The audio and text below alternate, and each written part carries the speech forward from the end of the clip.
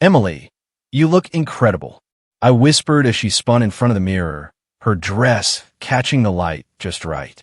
She laughed, a sound I had always loved. Stop staring at me like I'm some prize, Tom. I can't help it, I said. It's your sister's wedding, and you're perfect. She rolled her eyes but smiled. All right, enough with the cheesy lines. Let's go before they start without us. The hall was dazzling. Flowers everywhere, soft lights casting golden shadows. Megan looked radiant, glowing like a dream I wanted to step into. I felt proud, squeezing Emily's hand as we walked in. You're shaking, she murmured. Just excited, I said, forcing a grin. But something in her smile seemed off, distant. I brushed it away. Maybe I was imagining things. At the table, everyone was laughing, clinking glasses. I tried to relax, but my eyes kept drifting to Emily. She was beautiful, yes, but she kept whispering with someone in the corner. I frowned. Who was she talking to? Who? Emily asked, her tone casual. That man by the entrance. The one in the navy suit. Oh, just some distant cousin, she said too quickly. Too smoothly. I didn't push it. I smiled, though a knot had formed in my stomach. The best man began his toast, and the room quieted. To Megan and her wonderful husband, he cheered. Glasses lifted. May your life be full of love, laughter, and happiness. I raised my glass. Emily's eyes, however, flicked elsewhere. Everything okay? I asked quietly. She gave a tight smile. Of course. Then, mid-toast, she leaned toward me. Tom, you really shouldn't have said that thing earlier about Megan's dress. I blinked. I didn't say anything offensive. You implied it looked cheap, she hissed, voice sharp. What? I froze. Emily, I didn't say. Before I could finish, she slapped me. Hard. A sting of disbelief shot across my face. I stumbled back, the room suddenly noticing. Conversations froze. Forks hovered midair. Emily, I gasped. What the hell was that for? You humiliate me in front of my family, she snapped. I didn't. My voice cracked. I didn't say anything bad. Her eyes burned with fury, but there was a flicker of something else. Fear? Regret? I couldn't tell. She turned away and whispered to someone else, then walked off. I sank into my chair, heart pounding, fingers trembling. I felt eyes on me. The room was silent, and I wished I could disappear. I wanted to follow her, demand an explanation, but my throat was stuck with disbelief. Then across the room I saw him, Ryan, my best friend, my supposed brother-in-arms. He leaned casually against the wall, watching Emily. Watching me. There was a smirk I didn't like, too knowing, too pleased. I clenched my fists under the table. Ryan, I muttered, tried to catch his gaze. He met mine briefly, then looked away, pretending nothing was happening. I should have felt anger at Emily, but my stomach churned with confusion. The sting of betrayal, humiliation, and shock rolled over me like waves. Tom, are you okay? Megan's voice pulled me back. Her smile was concerned, unaware of the storm brewing between Emily and me. Yeah, I just need some air, I said, standing abruptly. Everyone's eyes followed me as I left the hall. I stumbled into the quiet night outside, breathing hard, the cool air failing to calm my racing heart. Emily's slap replayed in my mind, and Ryan, his gaze, haunted me. Something had shifted tonight, something I couldn't yet name. But I knew one thing for certain. Nothing would ever feel the same again. I found Emily standing by the punch table, her back straight, a polite smile plastered on her face. Emily, can we talk? I asked, trying to keep my voice steady. Oh, Tom, I'm just grabbing some punch. We're busy with everyone, she replied, not even turning to face me. I don't care about everyone. I want to know why you slapped me. She froze for a second, then laughed lightly. You're still hung up on that? It was a misunderstanding. A misunderstanding? I laughed bitterly. Emily, people saw it. My own family saw it. How was that a misunderstanding? She finally looked at me, her eyes guarded. Tom, you overreacted. I wasn't trying to humiliate you. Overreacted? My voice was rising now. You slapped me. That's not overreacting. That's betrayal. She shook her head. I can't talk about this right now. Please, just relax and enjoy the party. I clenched my fists. Relax? How am I supposed to relax when a woman I married just humiliated me in front of everyone. Her gaze softened for a moment, then hardened. Tom, stop. Just stop. I stepped back, the tension in my chest tightening. I wanted to demand answers, but she walked off before I could say another word. I wandered through the crowd, feeling every laugh, every cheer like it was mocking me. That's when I heard it, Emily's laughter, soft, intimate, and way too familiar. I froze near the snack table, trying to focus. You always know how to make me laugh, Ryan said. His voice smooth, calm, too casual. Emily's reply made my chest tighten. I don't know, you just get me, I guess. Get me? My mind screamed. That's what she had said to me countless times. But I remembered now, all those times Ryan had been around whenever I wasn't. All those late-night texts I had shrugged off. All the times Emily smiled at him in a way she hadn't with me lately. I swallowed hard and moved closer, pretending to check the drinks. What the hell is going on? I whispered under my breath. I mean it, Ryan, Emily said. You really understand me. I always try, he replied. There was that smirk I hated, that knowing tone, like I was invisible. I took a deep breath, forcing myself not to storm over there. I had to hear everything first, but my hand was shaking. Betrayal burned like fire in my chest. What about Tom? Ryan asked lightly, almost teasing. Emily's laugh was soft but sharp. Tom, he doesn't get me the way you do. He tries, but he doesn't really understand.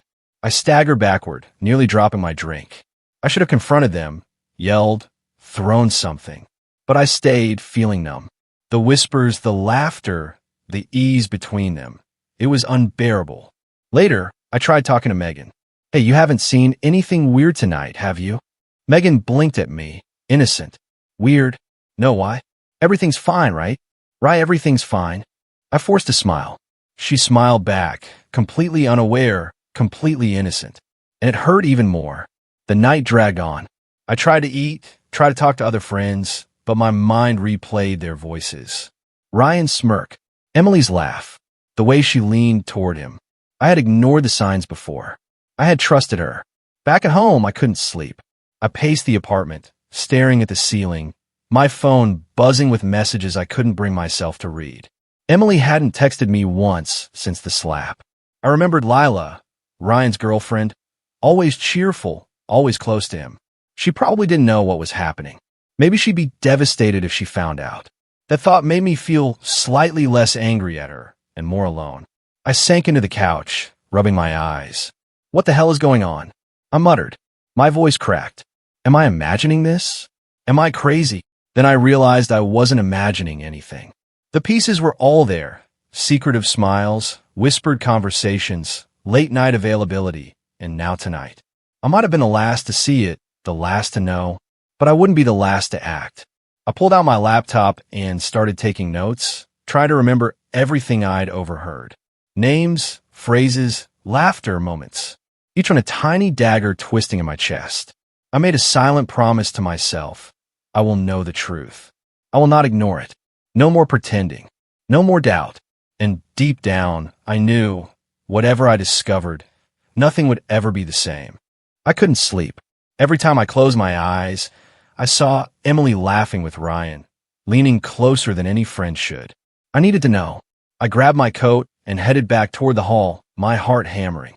Tom? What are you doing here? Tom's voice startled me. He was finishing his shift at the catering desk. I need to check on something, I said, forcing a smile. Tom raised an eyebrow. Everything okay with Emily? It just worried. I hesitated. Do you mind if I take a walk around? Sure, man. Be careful. I slipped past the crowd, trying to keep my breath steady. Then I saw them. Emily and Ryan. Close. Too close. Her head tilted toward him, their foreheads almost touching. Their laughter quiet, intimate. I froze, feeling my stomach drop. Ryan, you always know what to say, she whispered. I try, he replied, smiling like nothing was wrong. You make it easy. I felt my hands clench. My chest burned. This can't be real, I muttered under my breath. I stepped forward. Emily, what the hell are you doing? My voice was sharper than I intended. She jumped slightly, then smiled, almost mockingly. Tom, it's not what you think. Not what I think. My voice cracked. She's leaning into you. laughing with you like it don't even exist. Ryan's calm voice cut in. Tom, hey, chill. You're imagining things. We were just talking. Talking. I laughed bitterly. Really? Talking? You're practically holding her. You're whispering things only lovers whisper. Emily's face hardened. Tom, stop. You're making a scene. Please. Making a scene? I shouted. You slapped me in front of everyone. And now I find you like this? How do you expect me to react? Ryan stepped closer. Tom, calm down. You're overreacting. Look at yourself. You're shaking. Your anger is clouding everything. I'm not overreacting. I shouted, my voice echoing in the empty hall. You too. You've been lying to me. Emily crossed her arms. I'm not lying, Tom. You just see what you want to see. I felt like the world was twisting. My own memories were betraying me. See what I want. I see what's right in front of me. Tom, Ryan said softly, almost soothingly. Look, I didn't do anything. Emily, she's been stressed. You're taking it the wrong way. Wrong way. I laughed hollow. I've seen your messages. I've seen the looks.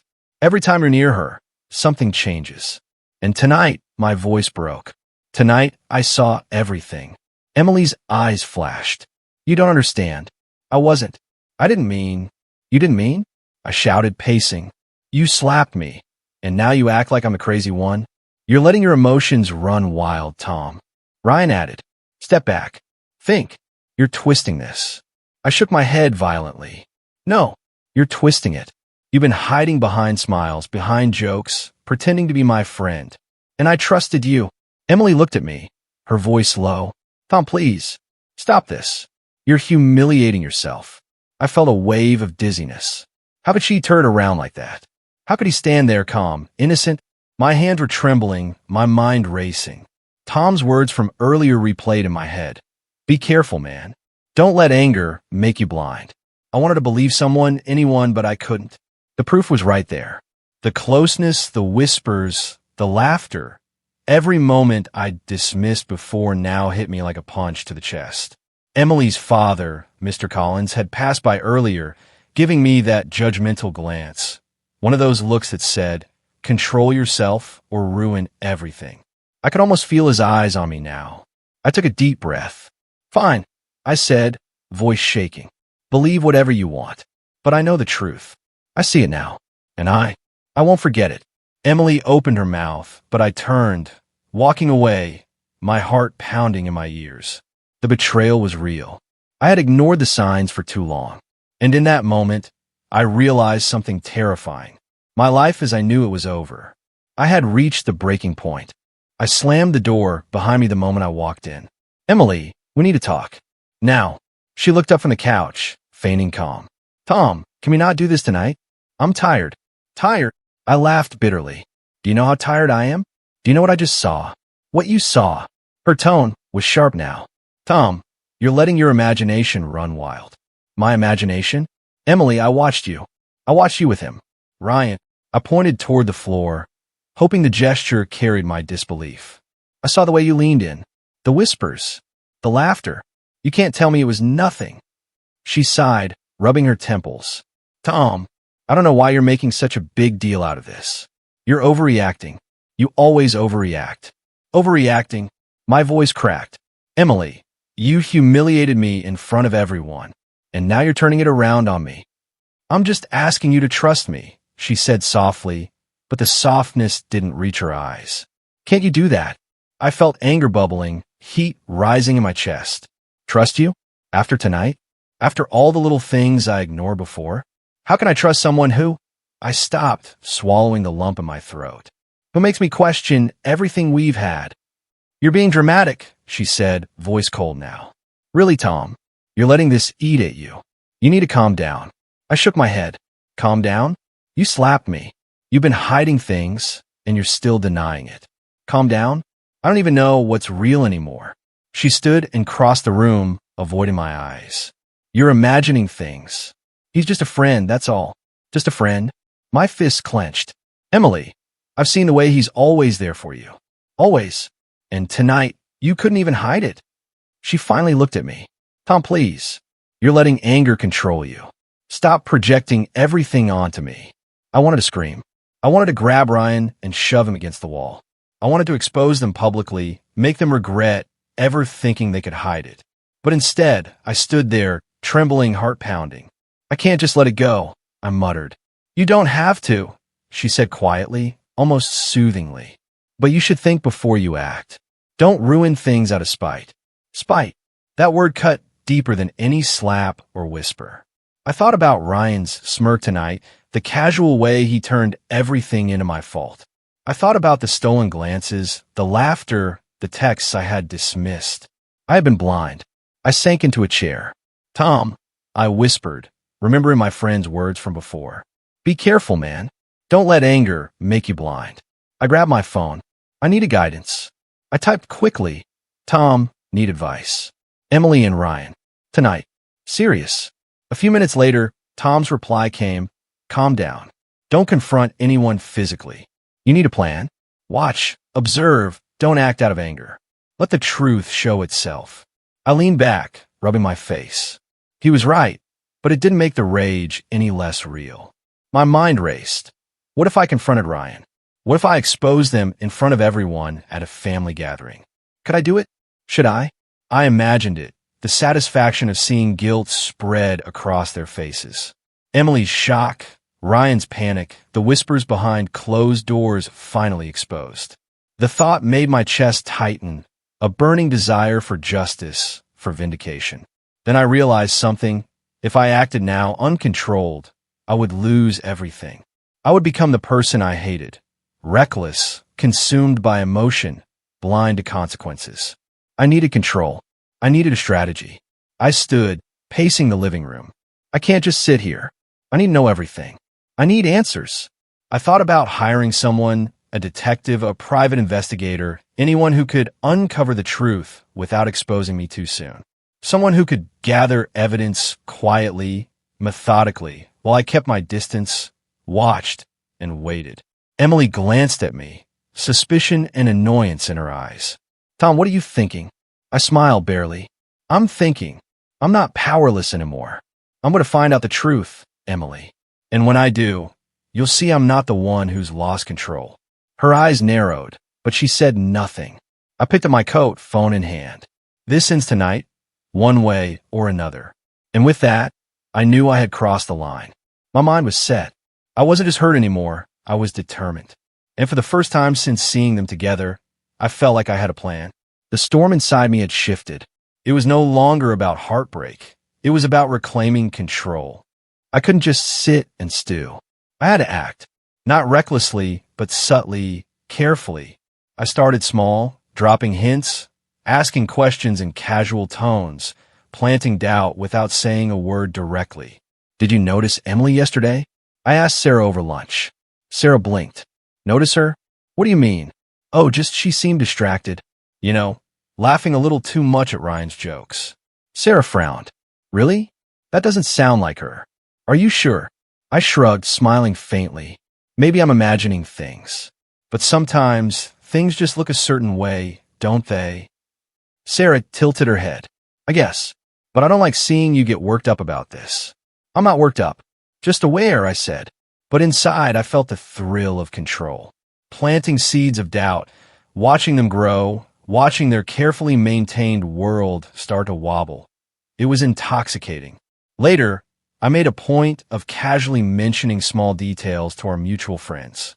Funny, Ryan was around Emily a lot yesterday. Almost everywhere she went. What? One friend asked, surprised. Yeah, strange, right? I mean, they were laughing like more than friends. I watched the murmurs ripple through the group, satisfaction bubbling in my chest. But guilt gnawed at me, too. Was I crossing a line? Or had they crossed it first?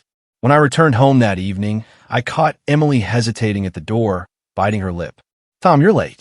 Traffic, I said smoothly, hiding the edge of my voice. Did you have a good day? Her eyes darted away. Fine. I smiled, deceptively calm. You looked a little nervous earlier. Everything okay? She shook her head. I'm fine. Really? I let it go, letting the tension simmer. Let her know I was watching, without accusing. That night, Ryan called. Hey man, can we talk? Not now, I said. Maybe later. He hesitated. Everything all right? Just tired. I hung up. I wanted him to feel the uncertainty, that creeping paranoia that comes when someone suspects you but can't prove it. By the weekend, cracks were appearing. Emily's smiles at social gatherings were tighter, more controlled. Ryan's usual confidence wavered. I could see it in the subtle gestures, the way he avoided eye contact, the way he laughed a fraction too loudly at innocuous jokes. I met Aaron for coffee one morning. "Aaron, I need advice," I said. "How do I handle something delicate without losing control?" Aaron leaned back, frowning. "Tom, you have to be careful. Revenge is a dangerous game. You can't let anger drive your actions." "I know," I admitted, "but they've been hiding things for too long. I can't just sit by. I need them to be exposed naturally, subtly." Aaron nodded slowly. "Then be patient. Let the evidence show itself. People reveal themselves when they're cornered. Don't do it for satisfaction. Do it for clarity." I left him feeling both reassured and restless. Clarity. Yes, that's what I wanted. I wanted everyone to see, including Emily and Ryan, what they'd done and how fragile their facade was. The opportunity came sooner than expected. At a small gathering of mutual friends, I casually mentioned an anecdote from the wedding. Funny thing, Emily was joking with Ryan about something that only she and I should have known. Heads turned. "Really?" someone asked. I shrugged. I thought it was weird, but maybe it's nothing. I watched as whispers spread. Emily's hands trembled slightly. Ryan's face tightened. The seed was planted. Later, alone in my apartment, I replayed the day in my mind. Satisfaction mingled with guilt. Was this manipulation? Or justice? My thoughts spun. Expose them fully, ruin them completely, or stop just short of total destruction. I smiled darkly at the ceiling. "Not yet," I muttered. But soon, the storm inside me had shifted.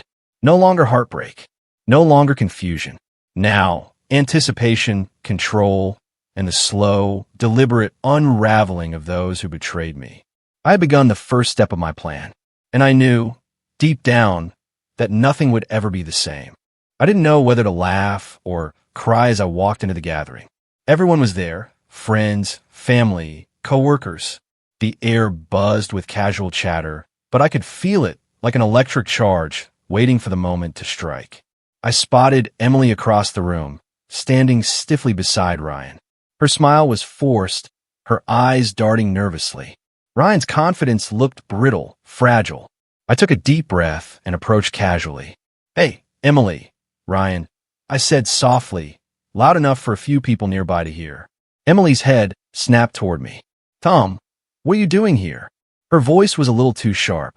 "I thought I'd join everyone," I replied, smiling, though my chest felt heavy. "You two seem busy." Ryan laughed awkwardly. "We were just talking." "About what?" I asked, tilting my head. "Oh, just work stuff," Emily said quickly. Her voice trembled slightly. "Work stuff?" I raised an eyebrow. "Funny. I heard you were laughing about things only you and Ryan could possibly know.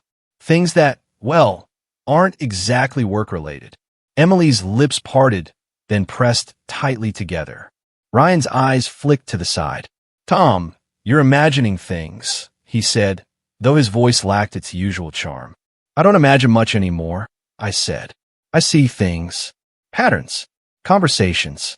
The way people behave when they think no one is watching." A few friends leaned closer, curious now. I continued, softer, deliberate. "For example, Emily, remember the jokes at the wedding? About who's the best listener?" Emily's face paled. "Tom." "Oh, come on," I said, voice firm. "You laughed at them, Ryan. You whispered things to each other, things only the two of you would find funny. Do you remember?" I don't know what you mean," Ryan stammered. His usual smoothness faltered. A friend whispered, "Is he talking about the wedding?" "Yes," I said, glancing at Emily. "The one where you humiliated me. And the one where your innocent friend Ryan was, well, too close." Emily turned away, covering her face. "Tom, please. Stop. You're making a scene." "I'm not making a scene," I said, louder now. "I'm speaking the truth. Something you two have been hiding for far too long." Ryan's jaw tightened. "You don't know the whole story," he snapped. "Oh, I know enough," I said, voice calm but deadly. "I know enough to see how carefully you've been lying, how you've manipulated me, my trust, and every moment I gave you without suspicion. Emily began crying, but it wasn't directed at me. She wasn't afraid of losing me. She was afraid of her own choices. Her shoulders shook, her mascara streaked down her cheeks. I didn't mean, she tried to say, but the words faltered. Ryan's voice rose, defensive, almost angry. You think this is just her fault? You've been spinning this against me, too. You. Ryan, enough. Emily shouted, startling even me. Stop blaming everyone else. He took a step back, frustration written all over his face. You didn't do this alone, Ryan, I said, quietly, letting the weight of my gaze settle on him. You helped hide it. You encouraged it. And now here we are. The room was silent. Whispers ran through the crowd. I could see their friends exchanging looks, realizing the truth, connecting dots they had ignored before. Emily's sobs became louder. I didn't mean to hurt anyone, she admitted, voice cracking. I don't know what I was thinking. Ryan's lips trembled. She made it seem. I didn't know it would get out. I didn't think anyone would notice. You didn't think anyone would notice? I repeated, voice low, shaking with a mix of anger and disbelief. You manipulated and betrayed, and now you act surprised? A friend murmured behind me, wow, I never thought they'd be like this. Emily's gaze met mine for a moment. Regret flickered there, raw and unfiltered. But it wasn't for me, it was for herself. And Ryan's defensiveness made the cracks in his facade even more obvious. I felt a strange mix of satisfaction and emptiness. Satisfaction because justice, subtle and deliberate, had been served. But emptiness because seeing them crumble, crying and lashing out, didn't heal the wound in my chest. I started and paused, swallowing the bitter lump. I didn't want it to end like this, but it had to end. You had to face it. Emily sniffled, covering her face again. I know. I'm sorry. For everything. I wish I could take it back. You can't, I said softly, almost to myself. And I can't undo the trust one gave, or the nights I cried wondering why. Ryan's eyes avoided mine. I guess. I messed up, he said, voice weak, almost human for the first time. I realized then that revenge wasn't simple. Exposing them, seeing their humiliation, it was justice, yes.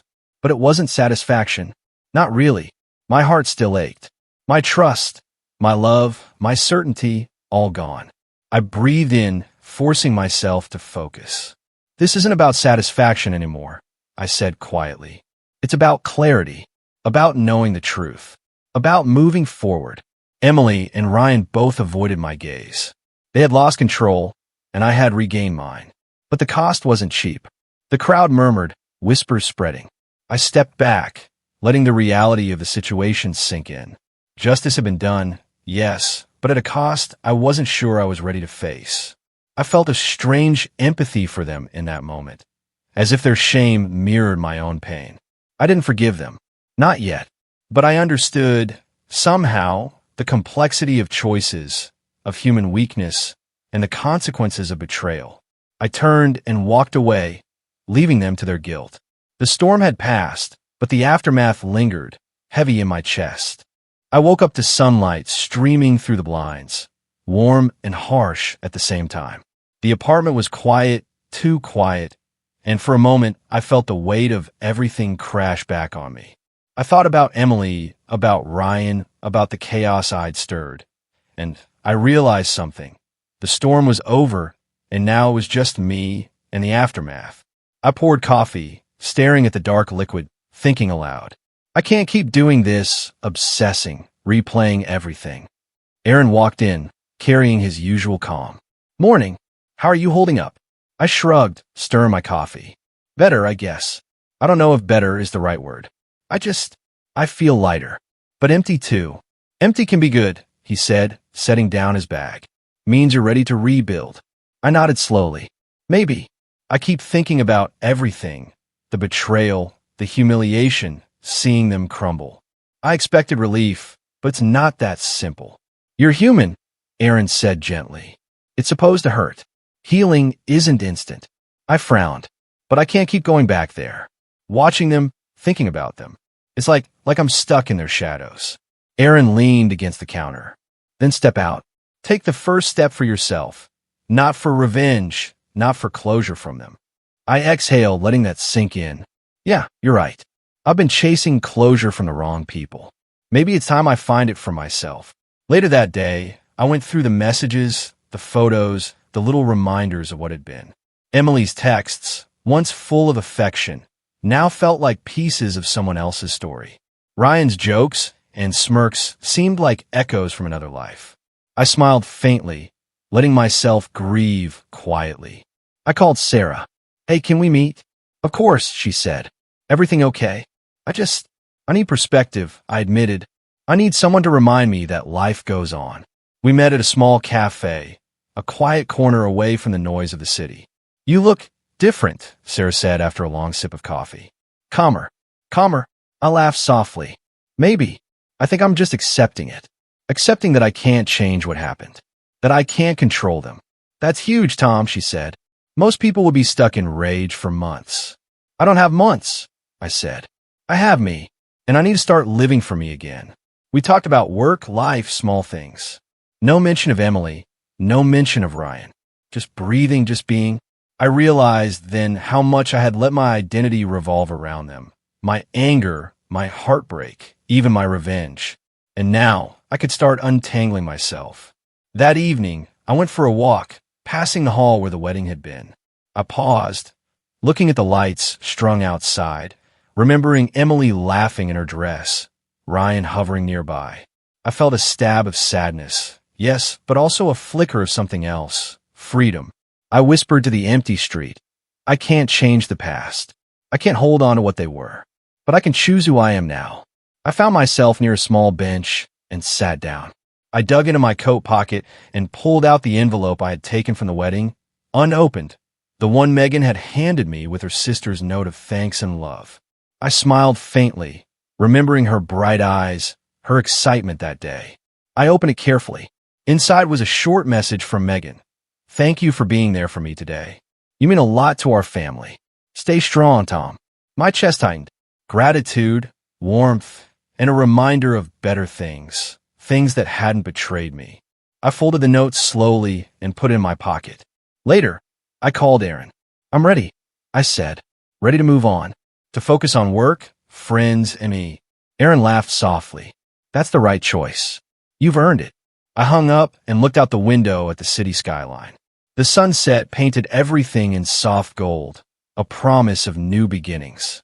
I realized I didn't need Emily's apology, Ryan's guilt, or anyone's validation. I had myself, and that was enough. I walked to the living room and picked up my keys. Time to start again, I said aloud. I didn't know where I was going, but I felt the first spark of hope since all this began. At night, I sat by the window, sipping tea, thinking about the wedding, about the betrayal, about my revenge. I smiled faintly, letting the memory pass like a shadow, knowing it would always be there, but no longer controlling me. For the first time in months, I felt light. The storm had passed, and I had survived, not unscathed, not unbroken, but whole enough to move forward. I whispered to myself, softly, finally accepting it. I lost a lot, but I've gained me. And with that, I closed my eyes, letting the night wrap around me, carrying with it the quiet strength of someone who had endured, survived, and was finally ready to live.